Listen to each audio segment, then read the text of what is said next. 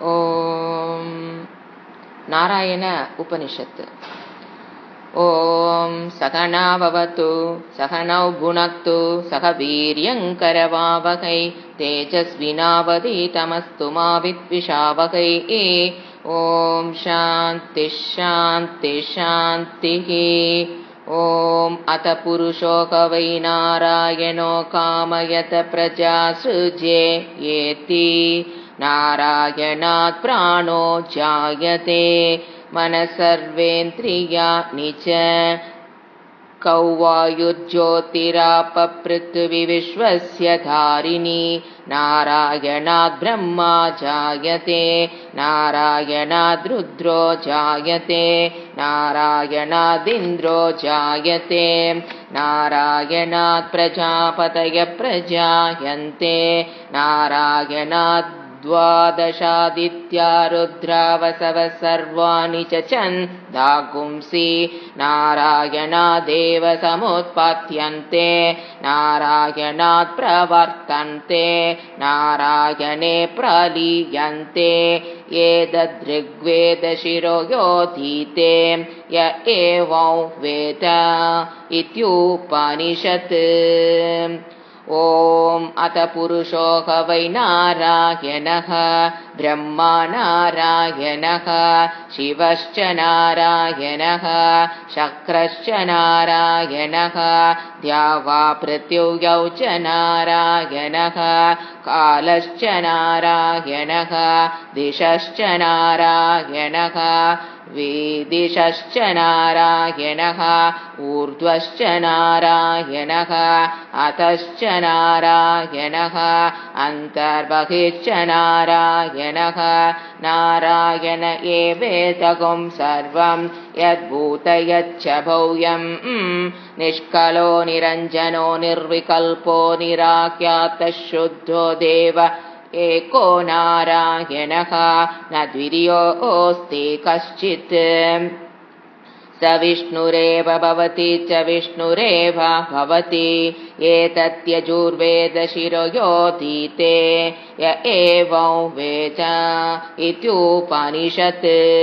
ओमित्यग्रे व्याकरेत् नम इति पश्चात् नारायणायेत्युपरिष्टात् ओमित्येकाक्षरं नम इति द्वे अक्षरे नारायणायेति पञ्चाक्षराणि एतद्वै नारायणस्याष्टाक्षरं पदं योग वै नारायणस्याष्टाक्षरं पदमाद्येति अनपब्रुवः सर्वमायुरेति विन्दते प्राजापत्यगुं रायस्पोषं गौपत्यं ततो मृतत्वमश्नुते ततो मृतत्वमश्नुता इति एतत्सामवेदशिरो योधीते य एवं वेद इत्युपनिषत्।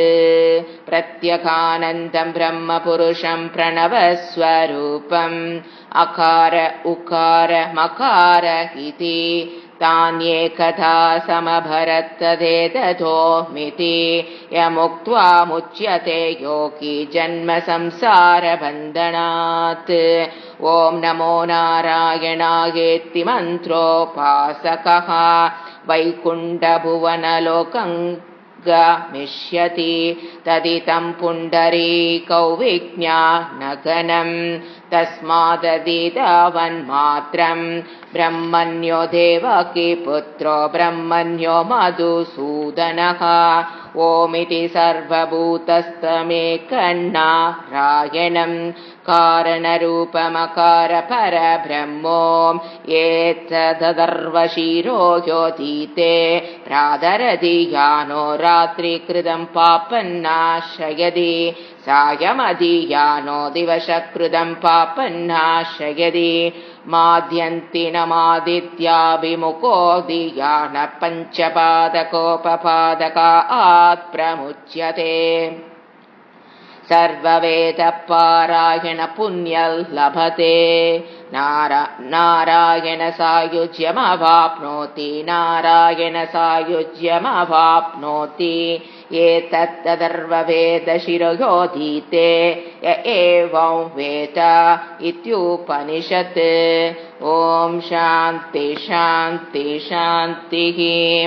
ॐ श्रुतिस्मृतिपुराणानाम् आलयं करुणालयं नमामि भगवत्पादं शङ्करं लोकशङ्करं शङ्करं शङ्कराचार्यं केशवं बादरायणं सूत्रभाष्यकृतौ वन्दे भगवन्तः पुनः पुनः।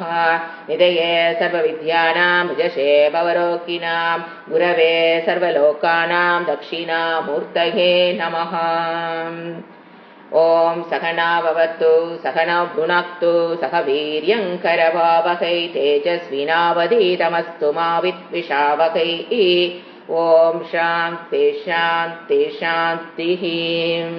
पतञ्जलि योगसूत्रं पतञ्जलिக்கு ஒரு ஞானம்।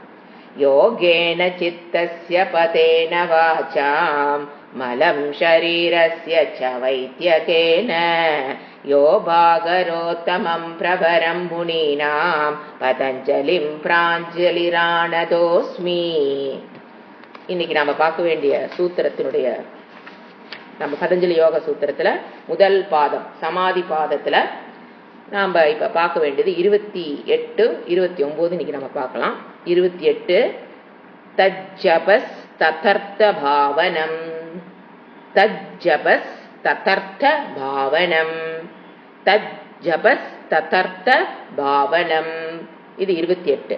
அதுக்கு அடுத்தது இன்னைக்கு நான் பார்க்க வேண்டியது 29 ததப் பிரத்யக் சேதனாதிகமோ प्यन्तराया भावश्च ततः प्रत्यक् चेतनाधिगमो यन्तराया भावश्च ततः प्रत्यक् चेतनाधिगमो यन्तराया भावश्च। இது நம்ம பிரித்து படிக்கும்போது ஈஸியா இருக்கும்। நாம முதல்ல போன கிளாஸ்ல என்ன பார்த்தோம் அப்படிங்கறது பாத்தீங்கன்னா ஓம்ங்கிற பிரணவ மந்திரம் எப்படி இறைவனுக்கு ஈஸ்வரனுக்கு உண்டான ஒரு சரியான பெயர், நம்ம பொருத்தமான ஒரு பெயர்। ஓம்ங்கிற சொல் ஈஸ்வரன், ஈஸ்வர தத்துவம் உங்களுக்கு ஓரளவு புரிஞ்சிருக்கும்। பிரம்ம தத்துவம் அது அறிவு இருப்பு அனந்தம் எல்லையற்ற அறிவு எல்லையற்ற இருப்பை கொண்டது அது பிரம்ம தத்துவம்। அந்த தத்துவத்தினுடைய சக்தி தான் மாயா, அது பிரகிருதின்னு சொல்லுவோம் ஜடம்। அதுல பிரம்ம தத்துவம் வெளிப்படும் போது அந்த பிரகிருதி பிகம்ஸ் மாயா சேத்தனம்। அந்த பிரம்ம தத்துவமும் அந்த மாயையும் சேரும் போது அந்த தத்துவத்துக்கு பேரு தான் ஈஸ்வர தத்துவம்। அதுதான் ஒரே கடவுள் இறைநிலை, அவரால் படைக்கப்பட்டதுதான் தேவதைகள், இந்த பிரபஞ்சம், ஜீவராசிகள், எல்லா சரீரங்கள் எல்லாம் அவரால் படைக்கப்பட்டதுதான்। பிரம்மாஜி அவரால் படைக்கப்பட்டதுதான்। அந்த ஈஸ்வரனுக்கு உண்டான இலக்கணத்தை இப்ப சொல்லிட்டு வர்றார்। ஃபர்ஸ்ட் அவர் என்ன சொல்லிட்டாரு, அந்த ஈஸ்வரனுக்கு தான் என்ன பேர் ஓம்। ஓம்ங்கிறது அவரை அழைத்தல்। நீங்க ஓம் சொல்றீங்கன்னா அந்த ஈஸ்வரனை அழைக்கிறதுன்னு அர்த்தம்। வெள்ளைச்சாமி அப்படின்னு ஒருத்தர் கூப்பிடுற மாதிரிங்களா, அந்த மாதிரி ஓம் அப்படிங்கிறது அதனாலதான் எது ஆரம்பித்தாலும் அவரை அழைத்து தான் நம்ம என்ன பண்ற ஒரு செயலில் ஈடுபடுகிறோம்। ஒரு மந்திரம் சொல்லி பாருங்க, ஓம் சிவாய நமகா। அப்ப நம்ம என்ன புரிஞ்சுக்கிட்டோம், அந்த ஈஸ்வரன் என்ன ரூபத்தில் சிவரூபத்தில் இருக்கிற அந்த ஈஸ்வரனுக்கு நமகா। ஓம் சரஸ்வதியை நமகா, சரஸ்வதி ரூபத்தில் இருக்கிற அந்த ஈஸ்வரனுக்கு நமஸ்காரம்। நமஸ்காரம்னா என்ன அர்த்தம், நமக மீன்ஸ் சரண்டர், சரணாகதி அப்படின்னு அர்த்தம்। இதுதான் ஒவ்வொரு தேவதைகளையும் வழிபடும் போது அந்த ஈஸ்வரனை அழைத்து தான் நம்ம என்ன சொல்றோம், அந்த தேவதைகள் பேரை சொல்லி நம்ம நமகான்னு சொல்றோம்னு பார்த்தோம்। அப்புறம் அது எப்படி அதுக்குள்ள ஓம்ங்கிற சொல்லுக்குள்ள போன கிளாஸ் நம்ம பார்த்தோம்। ஓம்ங்கிற சொல் ஆ உ இம், ஆ உ இம் இந்த 3 எழுத்து கூட்டு எழுத்து தான் சமஸ்கிருதத்துல ஓம்னு வரும்। அந்த ஆ ஊ சேரும்போது ஓங்கிற எழுத்து வரும், அந்த இம் அந்த ஆங்கிறது ஒரு சப்தம் உருவாகிறத குறிக்குது। வாயை திறக்கிறோம், அமைதி சைலன்ஸ்ல இருந்து ஃபர்ஸ்ட் என்ன திறக்கணும், வாயை திறந்தா தான் சப்தம் வரும் ஆ। அந்த ஊங்கிறது அது இம்ங்கிறது முதல்ல சப்தமெல்லாம் முடிகிற இடம் இம், இம் சொல்லிட்டீங்கன்னா அதுக்கப்புறம் சப்தம் வராது। சோ ஆரம்பிக்கிற இடம், உலகத்தில் இருக்கிற அனைத்து சப்தங்களும் ஆரம்பிக்கிற இடம் இண்டிகேட்டட் பை ஆ, அனைத்து சப்தங்களும் ஒடுங்குகிற இடம் இம்। இதுக்குள்ள நடுவில் அந்த சப்தத்துல மலையாளத்துல ஒரு மாதிரி நாக்கு அங்க இங்கேயும் பண்ணி பேசுவாங்க, இங்கிலீஷ் ஒரு மாதிரி பேசுறாங்க, தமிழ் ஒரு மாதிரி பேசுறோம், பெங்காலி ஒரு மாதிரி பேசுறாங்க. எல்லாம் என்னது? Modification of that sound. So இந்த ஆ உ இம் அப்படிங்கிறது உலகத்தில் ஏற்படுகின்ற அனைத்து சப்தத்தையும் கவர் பண்ணுது. அப்ப அனைத்து சப்தத்தையும் அது இன்க்ளூட் பண்ணுதுங்க போது ஆட்டோமேட்டிக்கா அந்த சப்தத்துக்கு உண்டான பொருளும், இறைவனால் படைக்கப்பட்ட இந்த பொருளும் என்ன ஆகுது? அதற்குள் அடக்கம். அப்ப ஈஸ்வரன் தான் இங்க என்னது? இந்த உலகத்தை படைப்பதற்கு சிருஷ்டி காரணம் இறைவனா. இந்த உலகத்தில் இறைவன் இந்த உலகமாகவே இருக்கிறார்ங்கிற தத்துவத்தை அது காமிக்குது. சப்தம் அதற்குண்டான பொருள் எல்லாமே ஒரு இடத்தில் அடக்கம்னா அது ஈஸ்வர தத்துவம். அப்ப அது எங்கிருந்து எழுகின்றது? அந்த ஓம்ங்கிற ஆங்கிற சப்தம் எங்கு எழுகிறது? ஒரு அமைதி, சைலன்ஸ். அதுதான் எதை குறிக்குது? அந்த பிரம்ம தத்துவத்துக்கு உண்டான நிர்குண பிரம்ம தத்துவமான பிரம்ம தத்துவத்தை குறிக்குது. அந்த ஈஸ்வரன்ங்கிறது நிர்குண பிரம்மம், சகுண பிரம்மம் ரெண்டையும் குறிக்குது. அந்த சப்தம் ஓம்ங்கிற சொல் பிரம்மத்துக்கு உண்டான ஒரு சொல், ஈஸ்வரனுக்கு உண்டான ஒரு சொன்னால். ஈஸ்வரன் என்பது பிரம்மனை தவிர்த்து வேறல்ல. அந்த பிரம்மனுக்கு ஒரு உண்டான சொல்லுன்னு சொல்லும் போது அந்த பிரம்மனுக்கு ரெண்டு, ஒன்னு நிர்குணம் அறிவா இருக்கும்போது அது எந்த குணமும் கிடையாது, நிர்குணத்தையும் குறிக்குது. சகுணம் குறிது மாயோட சேரும் போது அந்த பிரம்ம தத்துவம் அது சகுணம். ஏன்னா மாய என்னது? குணம், திரிகுணாத்மிகா மாயா. அந்த ரெண்டையும் சேர்ந்து குறிக்கிறதுனால அது ஓம் பிரணவங்கிறது பிரம்ம தத்துவத்துக்கு, ஈஸ்வர தத்துவத்திற்கு மெயினா சரியான ஒரு பெயர், அதற்குண்டான ஒரு பெயர்னு நம்ம பார்த்தோம். இப்ப அடுத்தது இந்த ஸ்லோகத்துல அந்த என்ன சொல்றாரு? அத ஜபம் என்ன சொல்றாரு? ததக ஜப தத்து. அதை எப்படி பிரிக்கணும்? தத் ஜபக இருக்கு பாத்தீங்கன்னா, அதை எப்படி பிரிக்கணும்? தத்து ஜபக ததர்த்த பாவனம். என்ன பண்ண சொல்றாரு? அந்த ஓம் என்ன பண்ணணும்? ஜபம் செய்யணும். பிரணவ தத்துன்னு என்னது? இந்த இடத்துல போன ஸ்லோகத்துல சொன்ன அந்த தத்து ஓம்காரத்தை, அந்த ஓமை ஜபம் பண்ணுங்க. ஜபம் செய்தல். ஜபம் செய்தல்னா நாம எப்படி ஜபம் செய்யணுங்கிறாரு? பின்னாலே அவரே போட்டார். ஜபம்னா என்ன? ஜபம்னா தத்து அர்த்த பாவனம்.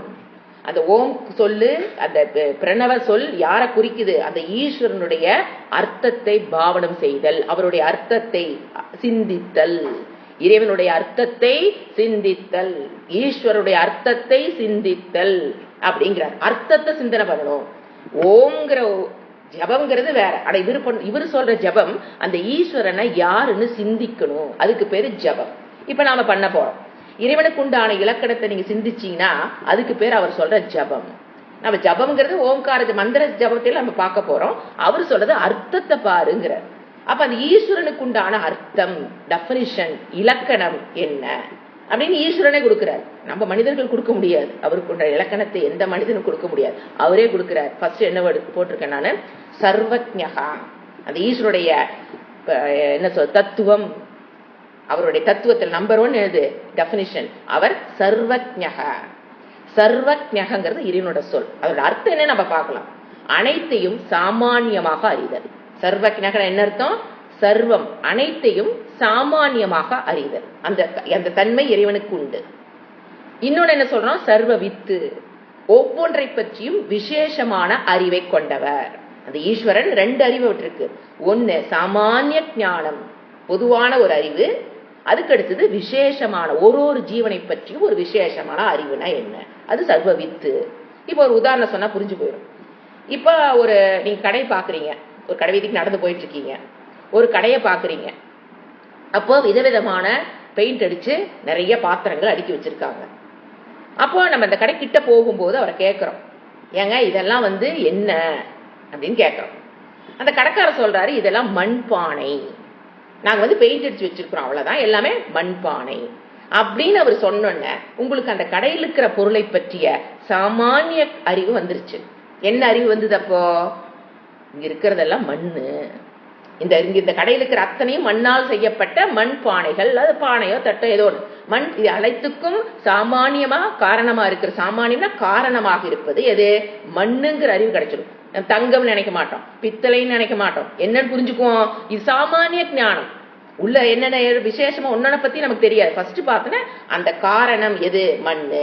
அதுக்கு பேர் என்னது? சாமானிய ஞானம், பொதுவான ஒரு ஞானம். அப்புறம் இதுக்கு பேர் சர்வஜ்ஞகன் அர்த்தம், சாமானியமாக அறிதல். சர்வ வித்து அப்படின்னு என்னன்னா, அந்த கடைக்காரருக்கு தான் தெரியும் அந்த பானையில எந்த கொள்ளளவு, இந்த பானை எந்த கொள்ளளவு பிடிக்கும், அதுல இருக்கிற வித்தியாசங்கள், ஒவ்வொரு பானையை பத்தியும் அறிபவர் கடைக்காரர். அது சர்வவித்து. அப்படி எடுத்துங்க. ஒன்னுன பத்தியும் அவருக்கு என்ன தெரியும், இந்த பானை இவ்வளவு பிடிக்கும், இது இவ்வளவு வேஞ்சிருக்கு, இது வேகாது, நல்லா இருக்கு, நல்லா இல்ல, இது அதை விட சவுண்ட், இது இந்த மாதிரி அதுக்குள்ள ஒரு பற்றியும் அந்த கடைக்காருக்கு என்ன தெரியும், in detail the shop owner knows. இதுதான் என்னது, சர்வவித்து. உதாரணத்துக்கு சொன்னேன்.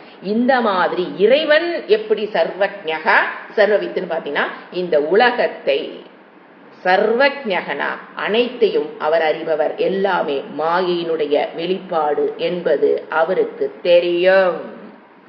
இங்க எப்படி மண்ணுன்னு பொதுவா தெரியுதோ அந்த அறிவு இந்த உலகத்தை பாருங்க. அந்த படைப்பு பானை, இங்க அவர் எதை படைச்சிருக்காரு, உலகம். இந்த உலக சிருஷ்டி செய்யப்பட்ட 7 லோகம் சூரிய மண்டலம் இருக்கு சாஸ்திரம் சொல்லுது. 7 சூரிய மண்டலம் சிருஷ்டியா இருக்குங்கிறது இறைவனோட வாக்கு. அப்ப அத்தனையும்க்கும் யாரு காரணம் அவருக்கு தெரியும், மாயா. திரிகுண ஆத்மிகா மாயா, பிரம்மாசிரியா மாயா, ஆவரண விக்ஷேப சக்தி உடையவள் மாயா. அப்படிங்கிறது யாருக்கு தெரியும், ஈஸ்வரனுக்கு தெரியும். அதுக்கு பேரு சர்வஜ்ஞக. இங்க இருப்பது அனைத்துக்கும் பொதுவான காரணம் மாயா. அவளுடைய மாற்றம் தான் இந்த உலகம்ங்கிறது தெரியும். அது சர்வஜ்ஞக. அடுத்து சர்வ வித்துன்னு வந்தீங்கன்னா, அந்த ஈஸ்வரனுக்கு என்ன தெரியும், ஒவ்வொரு ஜீவராசியினுடைய கர்ம பலன் அனைத்தும் அவர் அறிபவர். ஒரு ஜீவனை பத்தி அவருக்கு என்ன தெரியும், அதாவது கர்ம பலத்தை அறியலாம், ஒரு ஜீவ சரீரத்தை எப்படி படைத்திருக்கிறார்கிறது அவருக்கு இன் டீட்டெயில் தெரியும். ஒவ்வொரு ஜீவனை பத்தியும் இன் டீட்டெயில் அவருக்கு தெரியும். நாம நினைச்சுக்கலாம், நாம ஒரு மனசுல நினைக்கிறோம், பொய் ஒரு தவறான எண்ணம் மனசுக்குள்ள வருதுன்னு வச்சுக்கோங்களேன், நாம நினைக்கிற இருக்கவங்களா தெரியவா போகுது, நம்ம தான் நினைக்கிறோம், யாருக்கு தெரியாம நம்ம நினைக்கிறோம், யாருக்கு தெரியாம பிளான் பண்றோம் நாம் நினைக்கலாம். ஆனா என் மனதில் வெளிப்பட்டு கொண்டிருக்கிற அந்த ஈஸ்வர தத்துவம் இல்லாமல் நான் சிந்திக்கவே முடியாது. என் மனம் ஜடம். அந்த மனதில் ஒண்ணு நீங்க சிந்திக்கணும்னாவே இறை தத்துவம் அதுல ரிஃப்ளெக்ட் ஆகணும். இறை தத்துவம் அந்த மனதில் ரிஃப்ளெக்ட் ஆகும் போதுதான் நமக்கு என்ன கிடைக்கும், சிந்திக்கிற சக்தியே கிடைக்குது. அப்படி இருக்கும்போது அந்த மனதில் நீங்க என்ன நினைக்கிறீங்கன்னு எப்படி இறைவன் அறியாமல் போறக்கு வாய்ப்பு இருக்குது? இறைவன் வெளிப்படுகிற இடத்தில் மனம், அதில் நீங்க சிந்திக்கிற சிந்தனையை இறைவன் அறிய மாட்டார். எப்படி? அறிந்து கொண்டுதான் இருக்கிறார். அது உங்களுடைய எண்ணம் மட்டும் இல்லைங்க, படைக்கப்பட்ட அனைத்து ஜீவராசியுடைய மனதிலும் என்ன இருக்குங்கிற அவர் எப்படி இருக்கிறாரு, சாட்சியாக பார்த்து கொண்டுதான் இருக்கிறார்.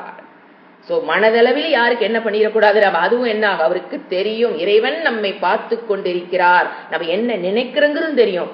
என்ன நினைக்கிறேன்னே தெரியும் போது என்ன செய்யறங்கிறது அவருக்கு தெரியாத, என்ன யாருக்கும் தெரியாம போய் செஞ்சுட்டு வந்துட்டா யாரு உலகத்துக்கு தெரியாம இருக்கலாம், இறைவனுக்கு தெரியாமல் இருப்பதற்கு வாய்ப்பில்லை. அதுதான் சர்வ வித்து. ஒருத்தரை பற்றி அவருக்கு இன் டீட்டெயில் தெரியும். அது என்னது, சர்வ வித்து. இன்னொன்னு சர்வஜ்ஞக. இப்போ அடுத்து என்ன சொல்லியிருக்க, இது அவதான் என்ன சொல்ல, அந்த சர்வஜ்ஞக சர்வ வித்துல நம்ம என்ன புரிஞ்சுக்கலாம், அவருக்கு தெரியாமல் ஒன்றும் இங்கு நடைபெறாது, தெரியாமல் செய்ய முடியாது.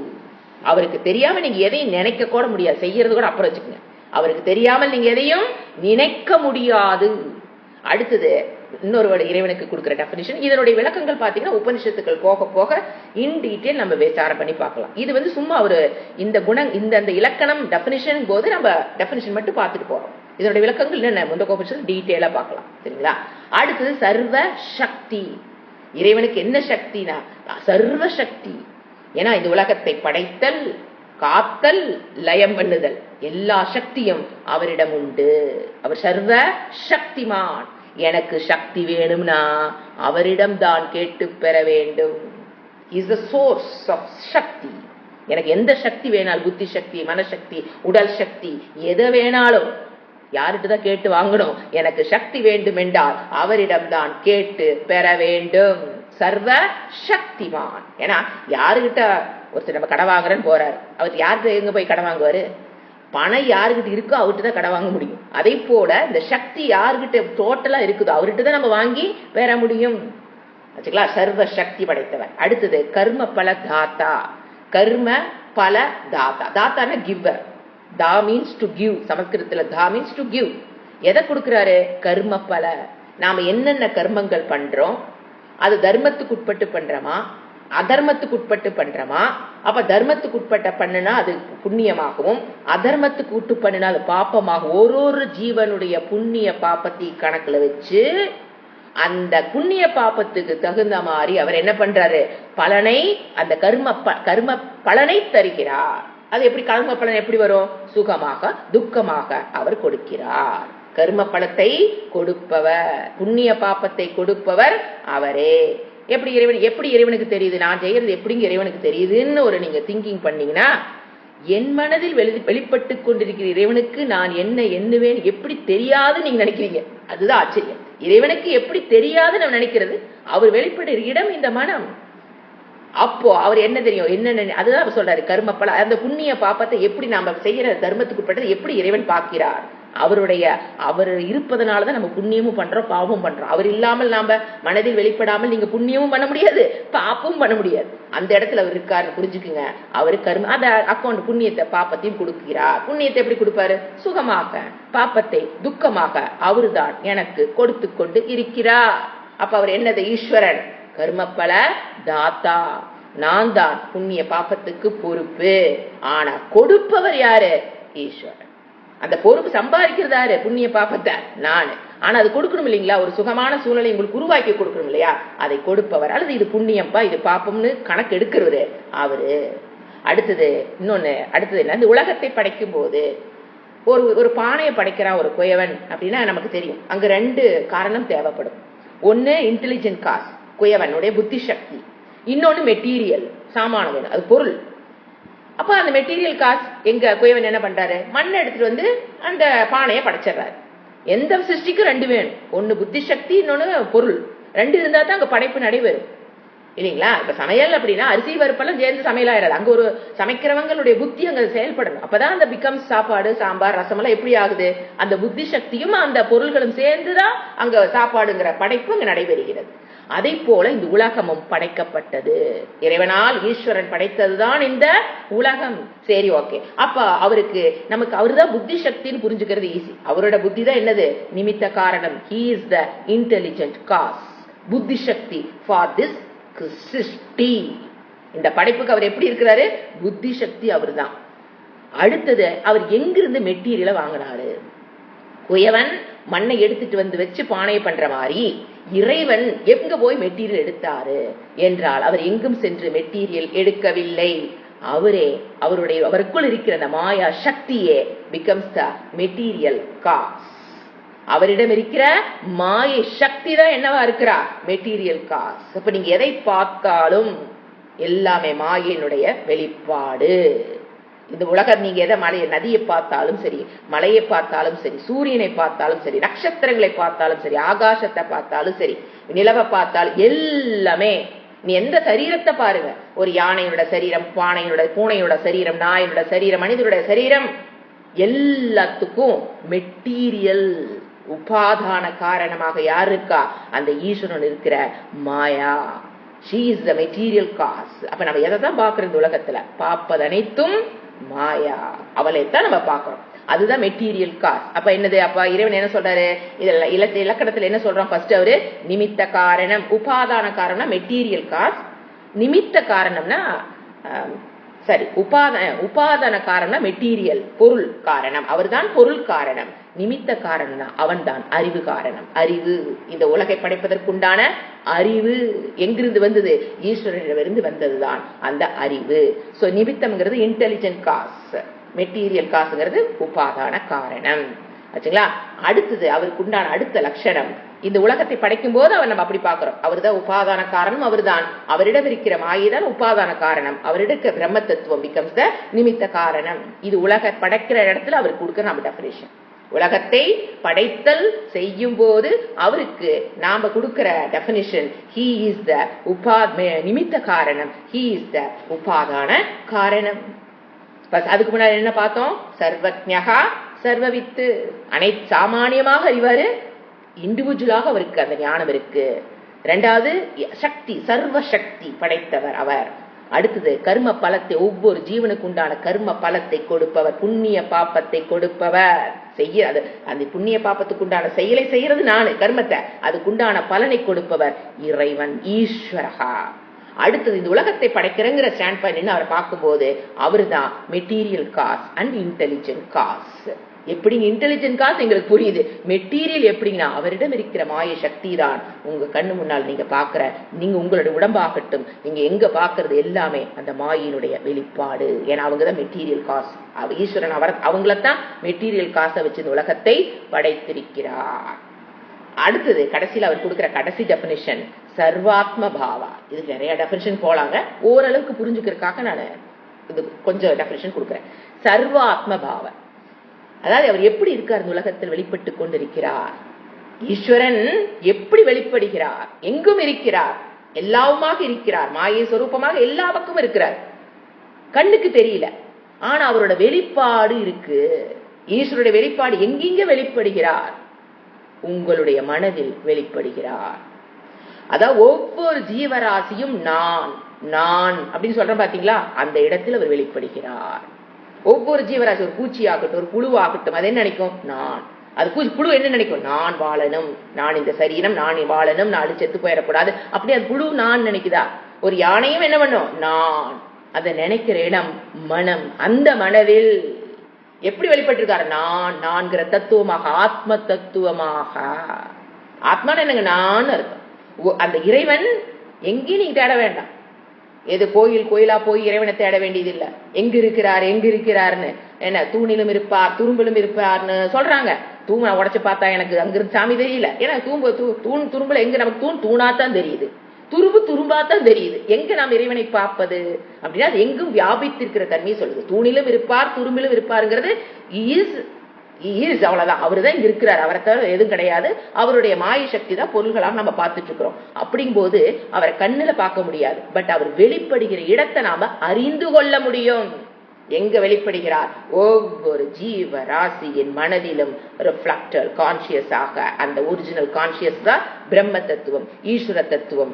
அந்த ஒரிஜினல் கான்சியஸ் ஒவ்வொரு மனதிலும், ஒவ்வொரு ஜீவராசியுடைய மனதிலும், அது புல்லோ பூடோ பறவையோ விலங்குகளோ எது வேணா, மனிதர்களோ இல்ல மீனோ ஆம்பிபியன்ஸ் ரெப்டைல்ஸ் எல்லாம் எடுத்துங்க, ஒன்னொன்னுக்கு ஒரு மனம் இருக்கும்.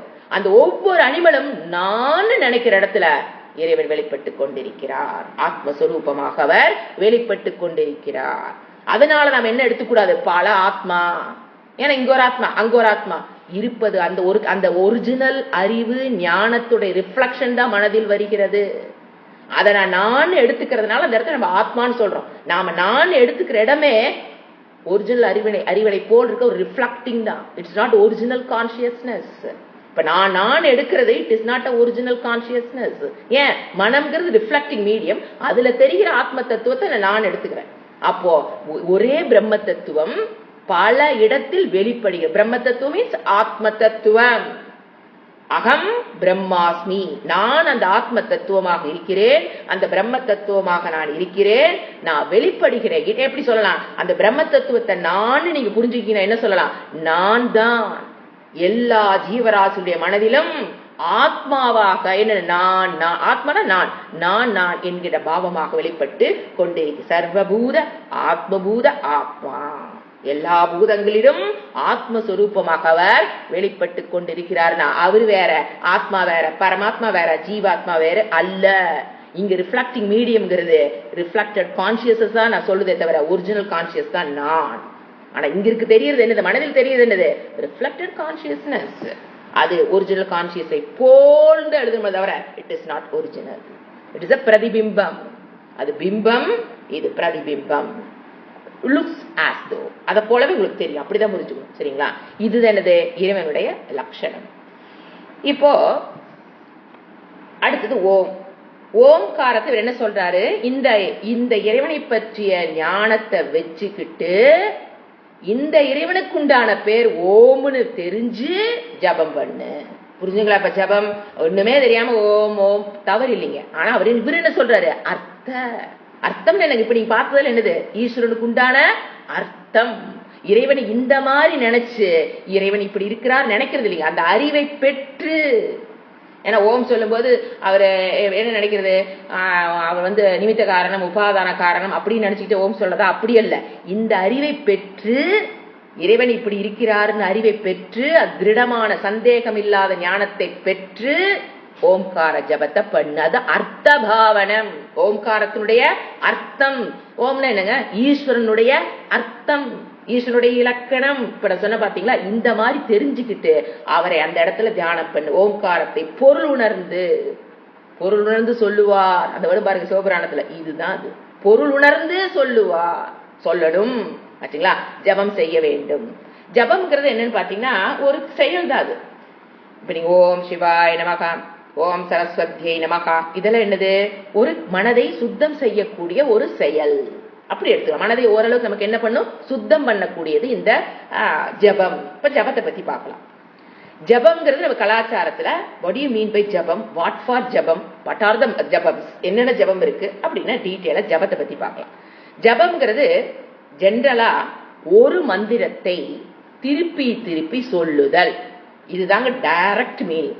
மந்திரத்தை ஜபம் பண்ணுதல் இஸ் ஈக்குவல் டு ஒரு மந்திரத்தை எடுத்து வச்சு, மந்திரம்னா என்ன? இறைவனுடைய வாக்கு. அதை முதல்ல புரிஞ்சுக்கணும். மந்திரம்னா என்னன்னா மனிதர்கள் எழுதி வச்ச வேர்டு எல்லாம் கிடையாது. இறைவனோட வாக்கு மந்திரம். அந்த மந்திரத்தை ஒரு மந்திரத்தை எடுத்து வச்சு பண்றது, அதுக்கு பேர் தான் இப்ப ஓம். அது என்ன பண்ணலாம்? திருப்பி திருப்பி சொல்லுது. அதுக்கு பேர் என்னது? ஜபம். அதுக்கு பேர் ஓம்கார ஜபம். நாம என்ன சொல்ல? ஓம் சிவாய நமகா, அது மந்திரம். அதை திருப்பி திருப்பி சொல்ற பேரு தான் ஜபம். இப்ப அதுல நிறைய மெத்தட் இருக்கு. ஒரு இன்ஃபர்மேஷன் நான் சொல்றேன். இப்ப ஓம் நம சிவாய, நம சிவாய 5 எழுத்து மந்திரம் இல்லைங்களா? நம சிவாய 5 எழுத்து மந்திரத்தை 5 லட்சம் தடவை சொன்னீங்கன்னா 5 லட்சம் தடவை, அதுக்கு பேர் ஒரு ஆவൃத்தி. ஒரு ஆவൃத்தின்னு சொல்லுவோம். 5 என்ன சொல்றது? 5 எழுத்து மந்திரத்தை நம சிவாய, அவ்வளவுதான், நம சிவாய. 5 எழுத்து மந்திரத்தை 5 லட்சம் சொல்லுனா அதுக்கு பேர் ஒரு ஆவൃத்தின்னு சொல்லுவோம். இதெல்லாம் ஜபத்துல வரக்கூடியது. ஒரு இன்ஃபர்மேஷனுக்காக நான் சொன்னேன், அவ்வளவுதான். அதே இப்போ நாம இது எடுத்துக்கலாமா? காயத்ரி. அது 24 அக்ஷரங்களை கொண்டது, எழுத்துக்களை கொண்டது. 24 அக்ஷரம்னா எழுத்துக்களை கொண்டது காயத்ரி. நீங்க எந்த காயத்ரி எடுத்தீங்கனாலுமே அதுல 24 எழுத்துக்கள் இருக்கும். அத 24 லட்சம் தடவை, 24 எழுத்து இருந்ததுன்னா அது 24 லட்சம் முறை சொல்றது பேர் ஒரு ஆவൃத்தி. இது நம்மளுடைய கலாச்சாரத்தில் இருக்கிற ஒரு இன்ஃபர்மேஷன் சொல்றேன், நோட் பண்ணிக்கோங்க. இப்ப பாத்தீங்கன்னா வால்மீகி என்ன தெரியுங்களா ஜபம் பண்ணாரு? ராமன் பண்ணல, மரான் தான் பண்ணார். மரா மரா மரா மரா மரா மரா மரா மரான்னு 24 மணி நேரமும் பண்ணார் வால்மீகி. அவரோட அப்பா, அதுக்கு பேர் ரத்னஹாரான்னு பேர் அவருக்கு பேர். ஏன்னா அவருக்கு காட்டுல கொள்ளையடிக்கிறது. ரத்னஹாராங்க பேர் அவருக்கு. அவர் மராங்கிற மந்திரத்தை 24 மணி நேரம் திருப்பி திருப்பி சொல்லிதான் அவர் என்ன ஆனாரு? வால்மீகி ஆகிவிட்டார். தெரிஞ்சுங்களா? இப்ப இந்த மாதிரி மந்திரம் எல்லாம் எதுக்கு பண்றது? மெயினா பாத்தீங்கன்னா அந்த மனம் சுற்றுப்புற சூழலை அமைதியாகும். ஜபம் பண்ணும்போது மனமும் அமைதியாகும், சுற்றுப்புறம் உங்களுக்கு அந்த அமைதியை கொடுக்கும். ஓகே, இப்ப மந்திரம் உச்சாரணம் பண்றதுன்னு பாத்துட்டோம். மந்திரம்னா என்ன? What do you mean by மந்திரம்? இத்தனை சொல்றமே மந்திரம் மந்திரம் மந்திரம்னு. மந்திரம்னா என்ன? மனநாத் திராயத்தே இதி மந்திரஹா. இறைவன் கொடுக்கிற டெஃபினிஷன். மனநாத் திராயத்தே இதி மந்திரஹா. மனநாத் திராயத்தே இதி மந்திரஹா. அந்த மனநாங்கிறதுல அந்த மன திர அதை சேர்த்தா மந்திரங்கிற வேர்டு வந்திருக்கு. ஃபர்ஸ்ட் சொல்ல என்ன சொன்னேன்? மனநாத் அந்த பண்ணு, அப்புறம் திராயத்தே இருக்கிற திரா, அதுதான் மனநாத் திராயத்தே இதி மந்திரஹா. அப்படின்னாங்க மனநாத்னா அந்த சாதகனை அதாவது சாதகன் காப்பாற்றப்படுகிறான். மந்திரம் சொல்றது மூலியமாக அந்த சாதகன் யார்? அந்த மந்திரத்தை திருப்பி திருப்பி சொல்றானோ அவனுக்கு பேர் என்ன? சாதக. அந்த சாதகன் காப்பாற்றப்படுகிறான். திராயத்தேன காப்பாற்றுதல். அவன் சொல்ற மந்திரம் அவனை காப்பாற்றும். எல்லாவற்றுக்கும் முதலில் தோன்றிய மந்திரம் ஓ. அதோட நாம அந்த மந்திரத்தை நாம் ஸ்டாண்ட் பண்ணும் போது அது அவனை காப்பாற்றும். நீங்க இத புராணங்கள் எல்லாம் படிச்சிருப்போம். பிரஜாபதி பிரம்மாஜி அவர் முருகன் ஜெயில போட்டுருவார். அப்புறம் பிரச்சனை சிவபெருமான்ட்ட போகும். அவர் வருவார். சிவபெருமான், முருகா என்ன பண்ணி வச்சிருக்கிற? பிரம்மாஜி கொண்டு ஏன் ஜெயில போட்ட? அவர் முருகன் சொல்லுவாரு, என்னப்பா பிரம்மாஜி உலகத்தை படைத்தாரு ஓம்ங்கிற சொல்லுக்கு அவருக்கு பிரணவ மந்திரத்துக்கு அவருக்கு அர்த்தமே தெரியல, அதனால போட்டுட்டேன் அப்படிம்ப. உடனே சிவன் கேட்பார், உனக்கு தெரியுமா, தெரிஞ்சுதான் போட்டையா அவரை அப்படின்னு கேட்பார். தெரியும். முருகர் சொல்லுவாரு, எனக்கு தெரியும். எங்க சொல்லு பார்க்கலாம், உங்க அப்பா சொல்லு பார்க்கலாம், தெரியுங்கிறீல சொல்லு. அப்படியெல்லாம் சொல்ல முடியாதுங்கப்பா, அதை சொல்லணும்னா நான் குருவா இருக்கணும், நீங்க சிஷியனா இருக்கணும், உட்காருங்க நான் சொல்றேன். அது முறை இருக்கு, மந்திரத்தை கத்துக்கிறதுக்குன்னு ஒரு முறை இருக்கு. நீங்க கீழே உட்காருங்க, மண்டிட்டு நீங்க உட்காருங்க, நான் உங்க காதுல வந்து சொல்றேன் அப்படின்னு ஒரு புராணங்கள் நம்ம கேட்டிருப்போம். எதுக்கு சொல்றேன்னா, இந்த மந்திரம், அந்த ஓம்கார மந்திரம்ங்கிறது இன்னைக்கு நேத்து வந்ததல்ல, மனிதர்களால் கண்டுபிடிக்கப்பட்டது அல்ல, தெரிஞ்சுங்களா? அப்போ அந்த மீனிங் தெரிஞ்சு சொல்லணுங்கிறத இங்க நம்ம முக்கியத்துவம் பார்க்கலாம். அந்த ஓம்காரம் ஜபம் பண்ணீங்கனாலும் அது ஓம் சிவாய ஏதோட மந்திரத்தை ஆட் பண்ணி தான் நம்ம சொல்லுவோம். யோசிச்சா ஓம்கார மந்திரம் கிரகஸ்தாக்களுக்கு அது நாட் ஓகே, ஆனா நம்ம என்ன பண்ணுவோம், சிவாய நமக்கு அப்படி சொல்லிக்கலாம். அந்த போது அந்த ஓம்ங்கும் போது அர்த்தத்தை தெரிஞ்சு சொல்லணுங்கிறது தான் நாம இங்க மெயினா பாக்குறது, சரிங்களா? இப்ப ஜபம், இப்ப மந்திரத்துக்கு பார்த்துட்டோம். What you mean by mantra? மந்திரம் அந்த என்ன சொல்றது, சாதகனை அந்த மந்திரம் சொல்பவனை அந்த மந்திரம் காப்பாற்றும், அதான் அர்த்தமே மந்திரம்ங்கிற சொல்லுக்கே. அது எந்த வகையில் காப்பாற்றுமோ அந்த வகையில் காப்பாற்றும்.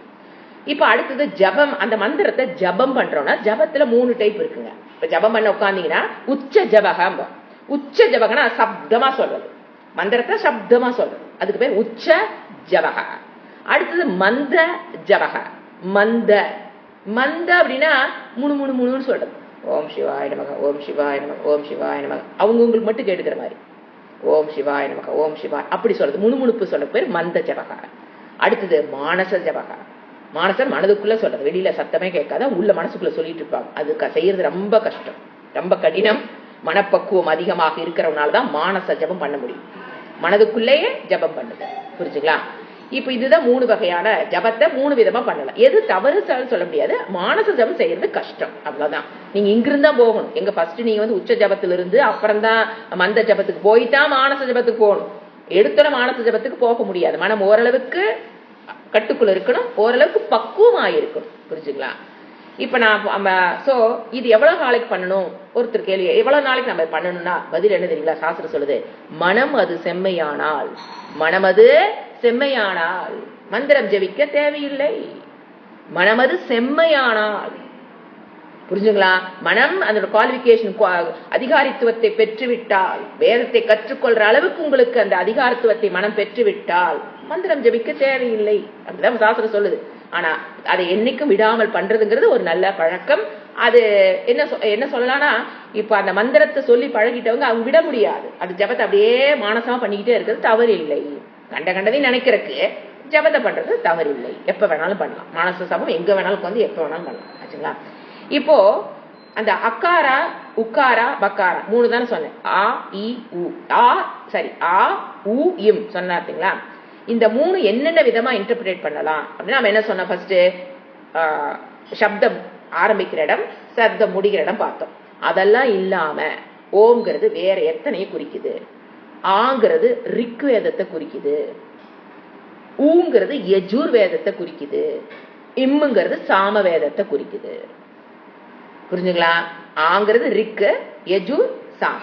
மேல எழுதிக்கீங்க, ஆ உ இம்னு எழுதிக்கீங்க. அது எதையெல்லாம் இன்டர்பிரட் பண்ணி சொல்லப்படுதுன்னு நான் சொல்றேன். இது அதர்வண வேதம் இன்க்ளூடட், தெரிஞ்சுங்களா? ஏன் 3 வேதம் தானா, 4வது வேதம் இல்லையா அப்படிங்கிறது கிடையாது. அது ரிக் வேதத்தோட சம்பந்தப்பட்டதுனால 3 வேதங்கள். அடுத்தது 3 உலகங்களை குறிக்குது.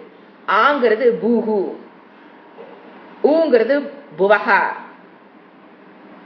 மாங்கிறது சுவகா.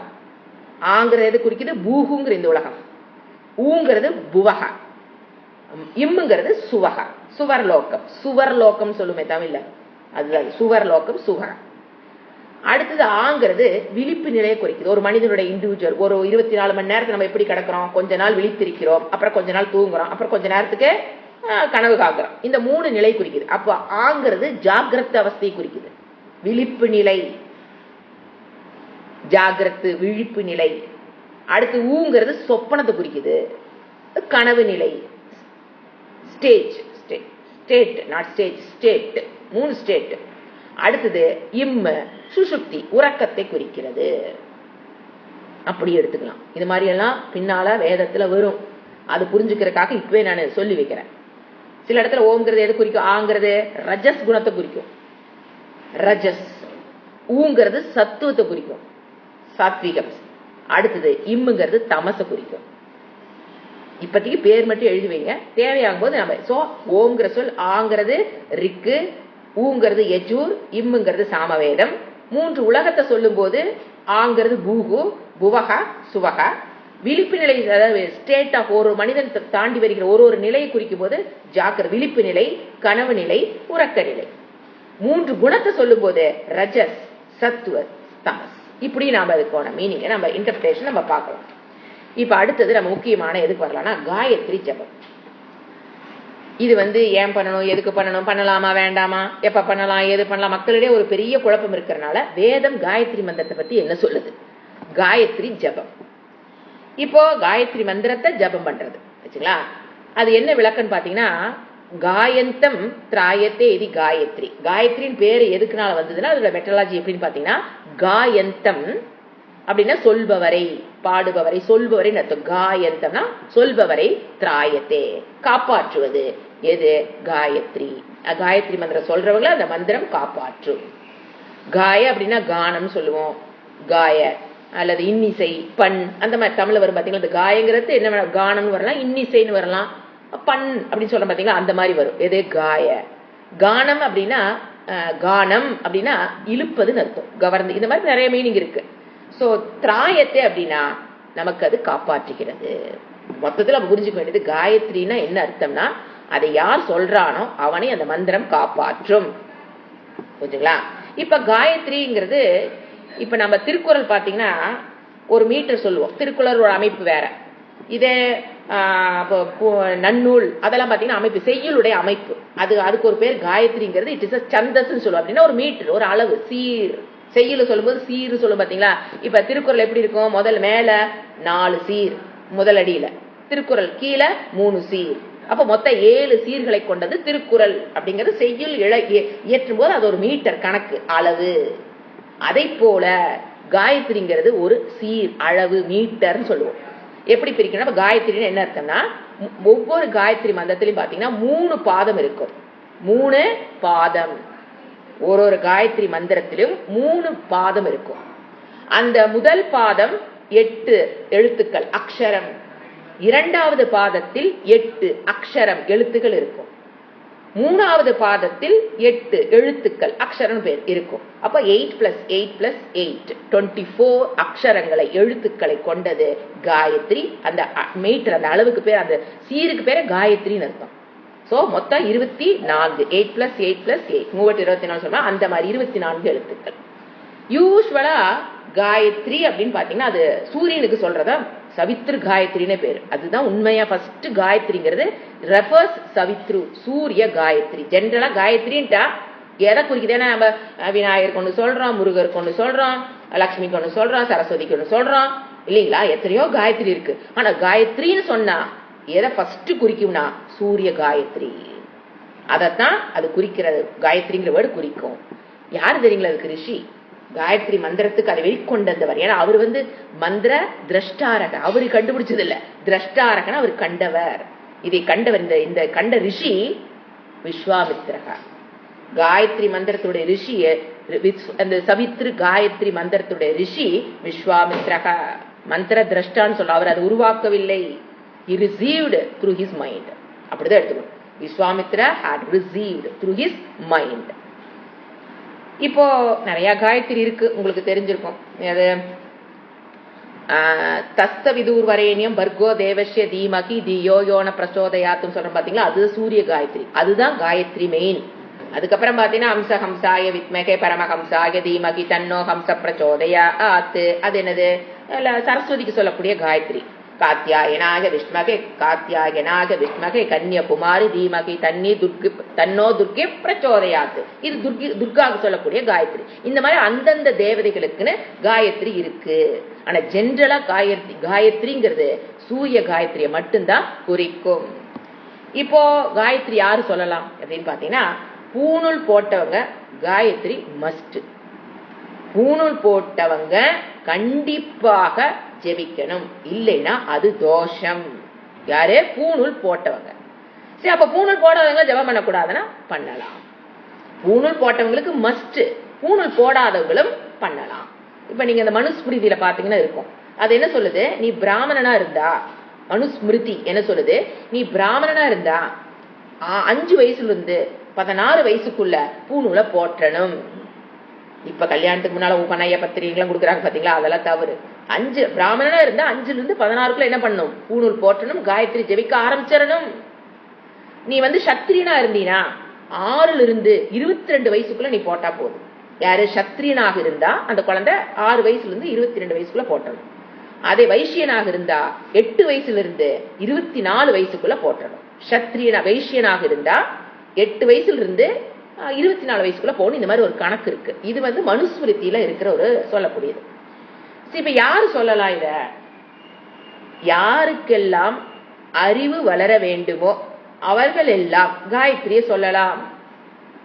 அறிவு வேணும்னு நினைக்கிறவங்க சொல்லலாம். இதுல ஆண் பெண் வேதம் கிடையாது, சரிங்களா? பெண்கள் சொல்லக்கூடாது அப்படிலாம் எந்த இடத்துலயும் சொல்லப்படவில்லை. அவங்க அரைக்குறை அறிவு உடையவர்கள் சொல்லிட்டு இருக்கலாம், முழு அறிவை உடையவர்கள் சொல்ல மாட்டாங்க. எங்கேயும் அந்த ஆண் பெண் பேதம் எல்லாம் கிடையாது, சொல்லலாம். ஆனா சரியான குருவிடம் கற்றுக்கொண்டு சொல்லணும். இப்ப என்ன ஆகுது? யார் வேணா சொல்லலாம்னு எடுத்துக்கிட்டு ஒரு புக்கை வாங்க வேண்டியது, நாமளே படிக்க வேண்டியது, ஏதோ ஒரு ராகத்துல அதை பாடிட்டு இருக்க வேண்டியது தவறு. சுயமாக புத்தகத்தை படித்து நாம காயத்ரி மந்திரத்தை சொல்லக்கூடாது. அது ஒரு குருமுக்கேன காதுல கேட்டு கத்துக்கிட்டு சொல்லணும். அப்பதான் அது பயன். அப்புறம் இன்னொன்னு சொல்றது, சில பேரு டேப் ரெக்கார்டை போட்டுட்டா அது எந்தவித பலனையும் தராது. ஏதோ வீட்டுக்குள்ள கண்ட சப்தம் கேட்கறதுக்கு பதிலா அந்த சப்தம் ஒழிச்சிட்டு இருக்குங்கிற தவிர பெருசா ஒண்ணு உங்களுக்கு மனதளவில் எந்த விதமான மாற்றத்தையும் அந்த காயத்ரி மந்திரம், டேப் ரெக்கார்டில் ஒழிக்கிற காயத்ரி மந்திரம் வேலைக்கு ஆவாது. அப்புறம் டைம் எப்படின்னு பாத்தீங்கன்னா, நாம உட்கார்ந்து ஜெபிக்கணும். எதுக்காக அப்படி பண்றாங்கன்னா, இப்ப நீங்க டேப் ரெக்கார்ட் போட்டு நீங்க வேற ஏதாவது வேலை செய்யறீங்க, அதனால எந்த பிரயோசனம் கிடையாது. நீங்க உட்கார்ந்து பண்ணும்போது எப்படி மனம் எப்படி கட்டுக்குள்ள வருதுன்னு பாத்தீங்கன்னா, நீங்க ஃபர்ஸ்ட் அந்த காயத்ரி மந்திரத்தை சொல்லிட்டு அடுத்து நீங்க என்னதான் சொல்லுவீங்க? அந்த காயத்ரி, அதாவது மனம் தன் கட்டுக்குள் வரும். இறைவனுடன் நேரடியான சம்பந்தத்தை கொடுக்கக்கூடியது மந்திர உச்சாடனம். இறைவனோடு நேரடியான சம்பந்தம் உடையவை. ஏன்? அவருடைய வாக்கு. அப்ப அவரோட வாக்கு நம்ம சொல்லும் போது அந்த சப்தம், அந்த காயத்ரியினுடைய சப்தம், மந்திரத்துடைய சப்தம் இந்த உலகத்தில் இருக்கு. அது எப்போ? இறைவன் உலகத்தை படைக்கும் போதே மந்திரத்தை படைச்சிட்டாரு, அது இன்னும் இருக்கு. சோ நம்ம சொல்லும் போது நம்ம என்ன பண்றோம்? இறைவனோட நேரடியான சம்பந்தம் இந்த மந்திரங்களுடையவை. கேர்லஸா மந்திரத்தில உச்சாடனம் பண்ணக்கூடாது. ரொம்ப அதான் சொல்லுவோம், ரொம்ப மந்திரம் படிக்கிறீங்க, மந்திரம் ருத்ரமாகட்டும், புருஷ சூக்தமாகட்டும், இதெல்லாம் என்னது? மந்திரம். காயத்ரி மட்டும் மந்திரம் அல்ல. நம்ம சொல்லி மந்திர அத்தியன வகுப்புகள்ல படிக்கிற கணபதி, அதர், ஸ்ரீஷம், துர்கா சூக்தம் எல்லாமே என்னது? மந்திரம். அதுக்கு ரூல்ஸ் அண்ட் ரெகுலேஷன் பக்காவா ஃபாலோ பண்ணணும். அதான் சொல்றது. அதாவது இப்ப இன்னைக்கு ஜபத்துக்கு எடுத்துக்கிட்டீங்கன்னா ஒரே ஒரு மந்திரம் பெஸ்ட். இப்ப கணபதி அதோஷீஷ சொல்றீங்க, அதுவும் மந்திரம் தான். அதுல நீங்க ஜபம் பண்ண முடியாது. அது மனப்பாடம் ஆனதுக்கு அப்புறம் வேணா ஜபம் பண்ணலாம். அப்படியே மனசார சொல்றது இல்ல அப்படியே பார்க்காம சொல்றது ஜபம் ஆகும். அது வரைக்கும் நீங்க அது ஜபம் ஆகாது. யூஸ்வலா ஜபம் பண்றதுக்கு எடுக்கிறது என்ன தெரியுங்களா? ஒரு மந்திரத்தை எடுத்துக்கோ, ஓம் சிவாய நமஹ, அந்த மாதிரி எடுத்து பண்றது. அல்லது காயத்ரியே நீங்க சொல்லலாம். இப்ப நம்ம ஒரே ஒரு காயத்ரிக்கு மட்டும் மீனிங் பார்க்கலாம். எது நாம எதை எடுத்துக்கலாம்? இப்ப இந்த சூரிய காயத்ரி, அதுதான் மெயின். ஃபர்ஸ்ட் காயத்ரின்னா அதுதான். தஸ்தவிதூர் வரேண்யம் பர்கோ தேவஸ்ய தீமகி தி யோயோன பிரச்சோதயாத்து. இதுதான் அந்த மந்திரத்தினுடைய வேர்ட்ஸ். தத்சவிதூர் வரேண்யம். தத்து ஃபர்ஸ்ட் வேர்டு, சவிதுர் ரெண்டாவது வேர்டு, சவிதுர் மூணாவது வேர்டு, வரேண்யம் வரேண்யம் நாலாவது வேர்டு, பர்கோ ஐந்தாவது வேர்டு, தேவஸ்ய தேவஸ்ய அடுத்த வேர்டு தீமகி. நான் ஒரு வேர்டு மீனிங் சொல்றேன். தீமகி. அடுத்து தியோ, தி புத்தி, தியோ. அடுத்த வேர்டு யோனக, யோ நக போடுங்க, நஃப்னு படிப்போம். யோ நக, யோ காக்கா நான் போடுவோம்ல அந்த நக, யோ நக. அடுத்த வேர்டு பிரச்சோதயாத்து. இதுதான் சவித்ரு காயத்ரின்னு பேரு. தஸ்தவிதூர் வரேண்யம் பர்கோ தேவஸ்ய தீமகி தி யோயோன பிரச்சோதயாத்து. இது நான் மந்திர பிரகாரம் சொல்ல, வார்த்தையை தான் சொல்றேன். ஏன்னா கீழே ஏத்தி மேலே ஏத்தி சொல்லணும். ஆனா இது மீனிங் பாக்குறதுனால வேர்டு மட்டும் சொல்றேன். ஃபர்ஸ்ட் வேர்டு தத்து, ரெண்டாவது வேர்டு சவித்துர், மூணாவது வேர்டு வரேண்யம், நாலாவது வேர்டு பர்கோ, ஐந்தாவது வேர்டு தேவஸ்ய, ஆறாவது வேர்டு தீமகி, அடுத்த வேர்டு தியோ, அடுத்த வேர்டு யோனஃப், அடுத்த வேர்டு பிரச்சோதயாத். புரிஞ்சுங்களா? அப்ப தத்து அப்படின்னா மீனிங் பரமாத்மா, ஈஸ்வரஹா, பரமாத்மா. சவித்துர் சூரியன், சவித்துகு அப்படின்னா சூரியனுக்கு உண்டான பேர், சூரியன். இதை தனித்தனி வேர்டு எழுதிங்க, இதை சேர்த்து என்ன மீனிங்கிறத நான் பொதுவாக கலந்து கொடுக்குறேன். இப்போ வேர்டு பை வேர்டு மீனிங் எழுதிங்க. வரேண்யம், வரேண்யம்னாங்க ஒரு உயிர் தரும் அல்லது ஒரு உற்சாகத்தை கொடுக்கும் விருதாத்து. வரேண்யம்னா ஒரு உற்சாகத்தை கொடுக்கும். பர்கோ அப்படின்னா பாப்பத்தை போக்குதல், பர்கோனா பாப்பத்தை போக்குதல். எது? தேவசிய, பகவானுடைய ஜோதி. தேவம்னா திவ் ஜோதின்னு அர்த்தம். அந்த பகவானுடைய ஜோதி, பகவானுடைய ஜோதி, அஸ்ய சஷ்டி, அதனால பகவானுடைய அந்த ஜோதி. தீமகி தியானம் செய்வோமாக, தி எங்க மனசுல புத்தியில வச்சு தியானம் செய்வோமாக, லோட்டு செய்வோமாக. அந்த இறைவனுடைய ஜோதி சொரூபத்தை தியானம் செய்வோமாக. அடுத்த வேர்டு தியோ அப்படின்னா புத்தி சக்தி, புத்தி சக்தி. தியோனா புத்தி சக்தி. அடுத்த வேர்டு யோ நக எழுதுனீங்களா? அதுக்கு யக நகத பிரிக்கணத. யோ நகங்கிறது சந்தி பிரிச்சோம்னா யக நகன. யகனா எந்த பரமாத்மா, யக ஃபர்ஸ்ட் வேர்டு யக, அது எந்த பரமாத்மா. நகனா நம்முடைய, எங்களுடைய, நம்முடையன்னு எடுத்துக்கலாம். நகன நம்முடைய. பிரச்சோதயாத்து தூண்டுகிறாரோ, தூண்டுகிறாரோ. புத்தி சக்தியை எவர், நம்முடைய புத்தி சக்தியை எந்த பரமாத்மா தூண்டுகிறாரோ, அதான் கடைசி தியோயோன பிரச்சோதயாத்துனா எந்த புத்தி எந்த அந்த பரமாத்மா நம்முடைய புத்தி சக்தியை தூண்டுகிறாரோ, பிரச்சோதயாத்துனா தூண்டுகிறாரோ, அவர் என்ன பண்ணணும்? தீமகி தியானம் செய்வோமாக. இப்ப இது சேர்த்தி ஒரு பொருள் கொடுக்கும்போது என்ன வரும்? யார், சேர்த்து எழுதிங்க. யார் நம்முடைய அறிவை தூண்டுகிறாரோ, புத்தி சக்தியை, சிந்திக்கிற சக்தியை தூண்டுகிறாரோ. அறிவுன்னு என்னது? சிந்திக்கும் சக்தியை தூண்டுகிறாரோ. பிரகாசிக்கின்ற, என்ன சொல்றது, தேவசின்னு சொன்னா அப்ப பிரகாசிக்கின்ற ஞான சொரூபமாக இருக்கிறன்னு அர்த்தம். பிரகாசிக்கின்றன ஞானத்தை, ஞானம் தான் பிரகாசம்ங்க, லைட் இல்ல, ஞானம் தான் இந்த இடத்துல பிரகாசம்.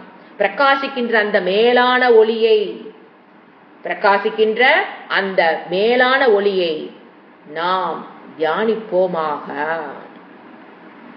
இது சமஷ்டி பிரார்த்தனாங்க, ஒரு தனிப்பட்ட தேவதைக்குண்டான காயத்ரி அல்ல, சமஷ்டி பிரார்த்தனா. இதுதான் ஒவ்வொருத்தரும் சொல்லப்பட வேண்டிய காயத்ரி. என்ன அர்த்தம்? யார் நம்முடைய அறிவை தூண்டுகிறாரோ. எப்படி தூண்டுறாரு? ரிஃப்ளக்டிங் மீடியத்துல ரிஃப்ளெக்டட் கான்சியஸா இருந்து கொண்டு எந்த பரமாத்மா என்னை தூண்டுகிறதோ, எதுக்கு? ஞானத்தை.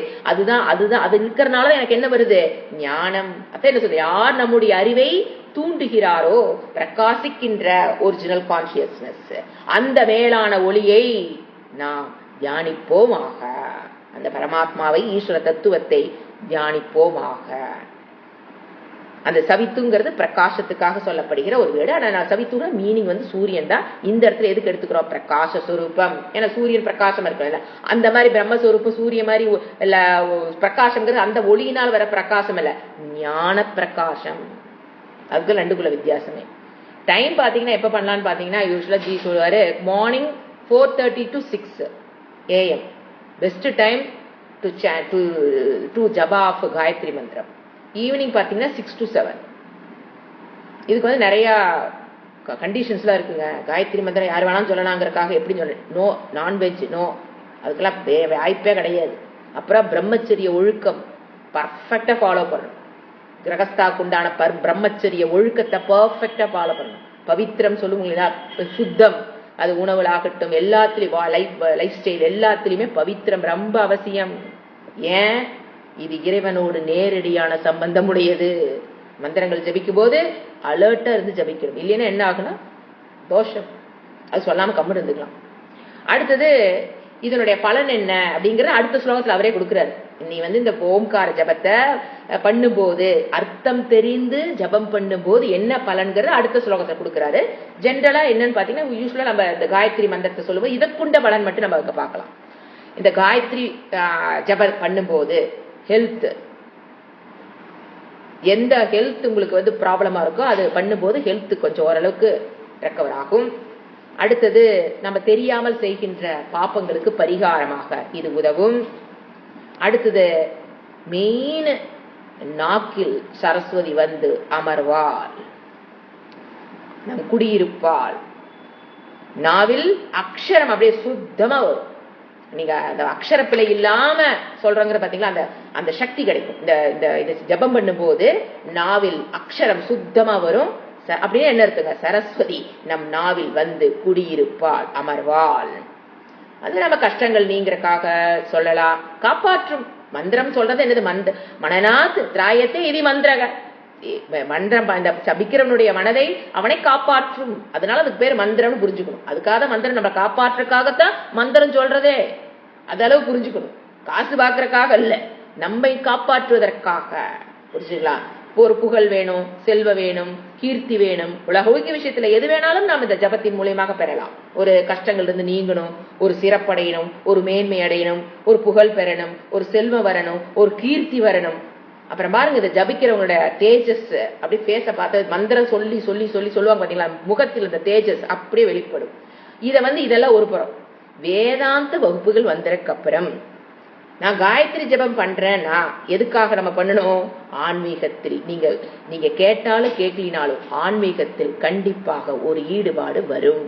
காயத்ரி ஜபம் பண்ணும்போது அந்த ஈடுபாடு வரும்.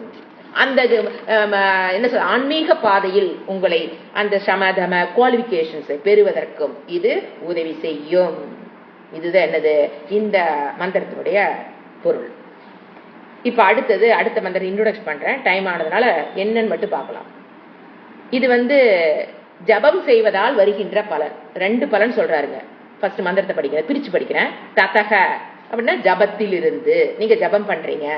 இவர் சொல்றது ஓம்கார ஜபம். புரிஞ்சுங்களா? ஓம்காரனா ஓம் நம சிவாய, அந்த மாதிரி ஓம்காரத்தை ஆட் பண்ணி சொல்ற ஒரு மந்திரம். அதை சொல்லும் போது பிரத்யக்கு சேத்தன அதிகமகா, இதெல்லாம் சேர்த்து ஒரே வருதா, பிரத்யக்கு சேத்தன அதிகமகா. பிரத்யேக்னாங்க அருகில் இருக்கிற ஆத்மா, என் மனதில் வெளிப்படுகிற ஆத்ம தத்துவம் அர்த்தம். அதை புரிந்து கொள்ள அதை புரிந்து கொள்வதற்கு உதவுகிறது. அந்த விவேகம், அந்த அறிவை, ஆத்மாவை பற்றிய ஞானத்தை பெறுவதற்கு ஓம்கார ஜபம் உதவுகிறது. மந்திரம்னு எடுத்துக்கலாம் நீங்க. மந்திரம் எந்த மந்திரம் சொல்லதா இருந்தாலும் அது கண்டிப்பாக இதுக்கு உதவும். இப்ப தெரியுதுங்களா எதுக்கு நாங்க மந்திரம் சொல்லி தரோம்னு?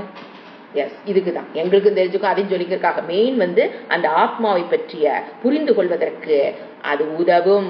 பிரத்யக்கு சேத்தன அதிகமாக புரிந்து கொள்வதற்கு. எதை பிரத்யேக நம்ம க்ளோஸா என்னுடைய ஆத்ம தத்துவத்தை, என்னை நான் யாருன்னு தெரிந்து கொள்வதற்கு புரிந்து கொள்வதற்கு அது உதவுகிறது. ஃபர்ஸ்ட். 2வது அப்படி மேலும் அந்தராயா பாவக ச, அந்தராயா பாவக ச அப்படி பிரிக்கணும். அந்த அப்பி போட்டு மேலும் அந்தராயா பாவக ச. என்ன சொல்றாரு, இந்த ஆத்மாவை புரிந்து கொள்வதற்குண்டான ஏற்படுகின்ற தடைகளை நீக்கும். இதுக்குதான் மந்திரம் படிக்கிறது. கணபதி அவதர்ஷீஷம் படிக்கிறதாகட்டும், துர்கா சூக்தம் படிக்கிறதாகட்டும், ருத்ரம் படிப்பதாகட்டும், எல்லாமே எதுக்கு, ஆத்மாவை புரிந்து கொள்வதற்குண்டான தடைகளை, அதில் ஏற்படுகின்ற தடைகளை நீக்கும். இதுதான் மெயின். ஏன்னா பெரும்பாலான மக்கள் பாத்தீங்கன்னா தன்னை பற்றி அறிவை முழுமையாக பெறாமலேயே வாழ்ந்து மடிந்து விடுகிறார்கள். துரதிர்ஷ்டம். என்ன பண்றது? சோ எல்லா பிரச்சனைகள், என்னுடைய பிரச்சனைக்கு எல்லாத்துக்குமே இந்த ஆத்மாவை பற்றி அறியாமைதான் சாஸ்திரம் நமக்கு என்ன பண்ணுது, அந்த அறிவை கொடுக்கிறது. அப்ப நம்ம அந்த அறிவை பெறும்போது விக்னங்கள், தடைகள் தவிர்க்க முடியாதது. அப்போ ஏன்னா அடைகிற விஷயம் பெரியதாக இருக்கும் போது அதற்கான தடைகளும் பெரிதாக வரும். முதல்ல அதை புரிஞ்சுக்கணும். நீங்க அடையிற விஷயம் சாதாரணதல்ல. அப்ப அடைகின்ற விஷயம் பெரியதும் போது அதற்கான தடைகளும் அதிகமாகலாம் அப்படின்னு உடனே பயந்துக்க கூடாது. பலகீனம் தான் அடைவதற்கு எனக்கு தடங்களா இருக்கிறது எதுன்னு கேட்டீங்கன்னா என் மனதில் இருக்கிற பலகீனம். வேற யாரு காரணம் கிடையாது, பலகீனம். அதை கண்டுபிடித்து என்ன பண்ணணும்? தகர்த்த வேண்டும். அதுக்கு என்னென்ன வழி இருக்கோ, என் மனதை திடம் பண்றதுக்கு என்னென்ன வழி இருக்கோ அத்தனையும் முயற்சி செய்து இறைவன் அருளை தேடவே. ரெண்டு இருக்கணும், என் மனதில் இருக்கிற பலகீனத்தை போக்கணும், அப்புறம் இறைவனுடைய அருளை தேட வேண்டும். அப்போ அந்த மந்திரம் வேலை செய்யும். இப்ப புரியுதுங்களா? அந்த மந்திர உச்சாடனம் எதற்காக? ஃபர்ஸ்ட் ஆத்மாவை பற்றி புரிந்து கொள்றதுக்கு உதவும். ஏன்னா புரிந்து கொள்றது அவ்வளவு ஈஸி கிடையாதுங்க, அதுக்கும் உதவும். அது புரிந்து கொள்வதற்கு எது எது தடையாதுன்னு நீங்க தடையா இருக்குதோ, தடையா நீங்க சொல்றது வெளியில இருக்கிற விஷயங்கள்லாம் ரொம்ப கம்மிங்க. என் புத்தி சக்தியே எனக்கு தடையா இருக்கும். புரிந்து கொள்வதில் சம்சயம், டவுட், இது புரியல அது புரியல, அந்த தடைகள் எல்லாமே வீணாக்கும். தெரியுதுங்களா? எப்பொழுது மந்திரம் நீங்க மந்திரம் ஒரு வீட்டுல சொல்றோம், அந்த சப்தம் நாங்க டேப் ரெக்கார்டர் போனதெல்லாம் நீங்க எடுத்துக்க அதெல்லாம் கணக்குலே வராது. உட்கார்ந்து நம்ம படிக்கணும். நம்மளுடைய வாய்ஸ், அந்த சப்தம் அந்த வீட்டுக்குள்ள இருக்கும்போது வீடு சுபிக்ஷமாகும். No doubt in that. கண்டிப்பாக அந்த வீடு சுபிக்ஷமாகும் மந்திரம் உச்சாரம். ஆனா அந்த மந்திர உச்சாரம் பண்ணி நம்ம சுபிக்ஷம் ஆகணும்னா சில தியாகங்களை பண்ணணும். ரெண்டும் பிடிக்க முடியாது. நான் சில லைஃப் ஸ்டைல்ல மாற்றம் ஏன்னா சொல்ல மந்திரங்கள் போடும்போது கண்டிஷன் போட்டிருக்கேன் பாத்தீங்களா? என்னென்ன கண்டிஷன்ல இருந்தா நீங்க மந்திரம் வீட்டுல படிக்கலாம், அந்த கண்டிஷனுக்கு நீங்க அடாப்ட் ஆனாதான் மந்திரத்தை சொல்லலாம், அந்த வீடு சுபிக்ஷமாகும். இல்ல என்னால சில பேர் ஐயோ எனக்கு இதெல்லாம் பண்ண முடியாதுன்னா யூ கேனாட் சாண்ட் மந்திர விட்டுருங்க. சோ உன்னை பிடிக்கணும்னா ஒன்னு வாழ்க்கைய வச்சுக்குங்க, சில தியாகங்கள் பண்ணணும். அந்த தியாகத்தை சந்தோஷமா பண்ண தெரியும். ஐயோ அப்படி பண்ணக்கூடாது, ஐயா இவ்வளவு விஷயத்தை விட்டுட்டு நான் பெரிய விஷயத்தை பிடிக்கிறேங்கிற இந்த சின்ன சின்ன விஷயங்கள் எல்லாம் விட்டுட்டு நான் பிடிக்கிற விஷயம் என்னது பெரிய விஷயம் அப்படிங்கிற ஆனந்தத்தோடு அதை விடும் போதுதான் வைராக்கியம். அதற்கு இது உதவும். ஓம் சாந்தி சாந்தி சாந்தி. ஹரி ஓம். ஸ்ரீ குருப்யோ நமஹ. ஹரி